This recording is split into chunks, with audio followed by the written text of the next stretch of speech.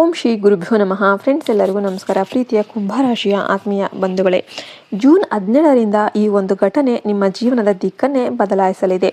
ಕುಂಭರಾಶಿಯ ನನ್ನ ಪ್ರೀತಿಯ ಬಂಧುಗಳೇ, ಜೂನ್ 17ರಿಂದ ನಿಮ್ಮ ಜೀವನದಲ್ಲಿ ಒಂದು ಅದ್ಭುತ ತಿರುವು ಆರಂಭವಾಗುವ ಸಾಧ್ಯತೆ ಇದೆ. ಬಹಳ ದಿನಗಳಿಂದ ನೀವು ಅನುಭವಿಸುತ್ತಿದ್ದ ಸಂಕಷ್ಟಗಳು, ಮನಸ್ಸಿನ ಗೊಂದಲಗಳು ಮತ್ತು ನಿರೀಕ್ಷೆಗಳ ಸಮಯ ಈಗ ಅಂತ್ಯ ಆಗ್ತಾ ಇದೆ. ಗ್ರಹಗಳ ವಿಶೇಷ ಅನುಗ್ರಹದಿಂದಾಗಿ ನಿಮ್ಮ ಜೀವನದಲ್ಲಿ ಹೊಸ ಅವಕಾಶಗಳು, ಹೊಸ ಪರಿಚಯಗಳು ಮತ್ತು ಹೊಸ ಯಶಸ್ಸಿನ ಬಾಗಿಲುಗಳು ತೆರೆದುಕೊಳ್ಳುತ್ತೆ.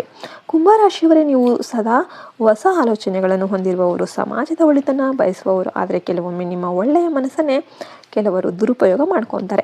ಜೂನ್ 17ರ ನಂತರ ನಿಮ್ಮ ಜೀವನದಲ್ಲಿ ಅಂತಹ ವ್ಯಕ್ತಿಗಳ ನಿಜವಾದ ಮುಖ ಅನಾವರಣಗೊಳ್ಳುವ ಸಾಧ್ಯತೆ ಇದೆ.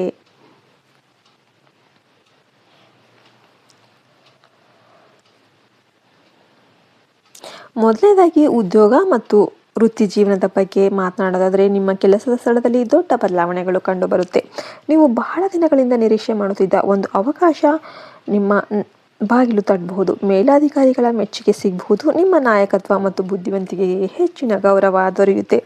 ನಿರುದ್ಯೋಗಿಗಳಿಗೆ ಹೊಸ ಉದ್ಯೋಗದ ಅವಕಾಶಗಳು ಸಿಗುವ ಸಾಧ್ಯತೆ ಇದೆ. ವ್ಯಾಪಾರಸ್ಥರಿಗೆ ಇದು ಲಾಭದಾಯಕ ಸಮಯ ಆಗಿದೆ. ಹೊಸ ಗ್ರಾಹಕರು, ಹೊಸ ಸಂಪರ್ಕಗಳು ಮತ್ತು ಹೊಸ ವ್ಯಾವಹಾರಿಕ ಅವಕಾಶಗಳು ದೊರೆಯಬಹುದು. ಆನ್ಲೈನ್ ವ್ಯವಹಾರ, ತಂತ್ರಜ್ಞಾನ ಮತ್ತು ಶಿಕ್ಷಣ, ಈ ಕ್ಷೇತ್ರದಲ್ಲಿ ಕೆಲಸ ಮಾಡುವವರಿಗೆ ವಿಶೇಷ ಯಶಸ್ಸಿನ ಯೋಗ ಇದೆ. ಆದರೆ ಯಾವುದೇ ಹೊಸ ಪಾಲುದಾರಿಕೆಗೆ ಮುನ್ನ ಸಂಪೂರ್ಣ ಪರಿಶೀಲನೆ ಮಾಡಿಕೊಳ್ಳಿ. ಹಣಕಾಸಿನ ವಿಷಯದಲ್ಲಿ ಉತ್ತಮ ಪ್ರಗತಿ ಕಾಣಬಹುದು. ಹಳೆಯ ಸಾಲಗಳು ಕಡಿಮೆಯಾಗುವ ಸಾಧ್ಯತೆ ಇದೆ. ನಿಂತು ಹೋಗಿದ್ದ ಹಣ ಮರಳಿ ಬರಬಹುದು. ಹೊಸ ಆದಾಯದ ಮೂಲಗಳು ತೆರೆದುಕೊಳ್ಳಬಹುದು. ಆದರೆ ಫ್ರೆಂಡ್ಸ್ ಅಥವಾ ಪರಿಚಯಸ್ಥರ ಮೇಲೆ ಅತಿಯಾದ ನಂಬಿಕೆ ಇಟ್ಟು ಹಣ ಹೂಡಿಕೆ ಮಾಡಬೇಡಿ. ಕುಟುಂಬ ಜೀವನದಲ್ಲಿ ಸಂತೋಷ ಮತ್ತು ನೆಮ್ಮದಿ ಹೆಚ್ಚಾಗಲಿದೆ. ಮನೆಯಲ್ಲೊಂದು ಶುಭ ಸುದ್ದಿ ಕೇಳುವ ಸಾಧ್ಯತೆ ಇದೆ. ಕುಟುಂಬದ ಸದಸ್ಯರೊಂದಿಗೆ ಉತ್ತಮ ಬಾಂಧವ್ಯ ಬೆಳೆಯಬಹುದು. ಆದರೆ ನಿಮ್ಮ ಮಾತು ಕೆಲವೊಮ್ಮೆ ತಪ್ಪಾಗಿ ಅರ್ಥವಾಗುವ ಸಾಧ್ಯತೆ ಇರುತ್ತೆ. ಆದ್ದರಿಂದ ತಾಳ್ಮೆಯಿಂದ ಮಾತನಾಡೋದು ಉತ್ತಮ. ವಿವಾಹಿತರಿಗೆ ದಾಂಪತ್ಯ ಜೀವನದಲ್ಲಿ ಹೊಸ ಸಂತೋಷಗಳು ಕಾಣಿಸಿಕೊಳ್ಳುತ್ತೆ. ಸಂಗಾತಿಯ ಬೆಂಬಲದಿಂದ ಕೆಲವು ಸಮಸ್ಯೆಗಳು ಪರಿಹಾರ ಆಗಬಹುದು. ಅವಿವಾಹಿತರಿಗೆ ಮದುವೆ ಸಂಬಂಧಿತ ಶುಭ ಸುದ್ದಿಗಳು ಬರಬಹುದು. ದೂರದ ಊರು ಅಥವಾ ಬೇರೆ ರಾಜ್ಯದಿಂದ ಉತ್ತಮ ಸಂಬಂಧ ಬರುವ ಸಾಧ್ಯತೆ ಇದೆ. ವಿದ್ಯಾರ್ಥಿಗಳಿಗೆ ಇದು ಅತ್ಯಂತ ಅನುಕೂಲಕರ ಸಮಯವಾಗಿರುತ್ತೆ.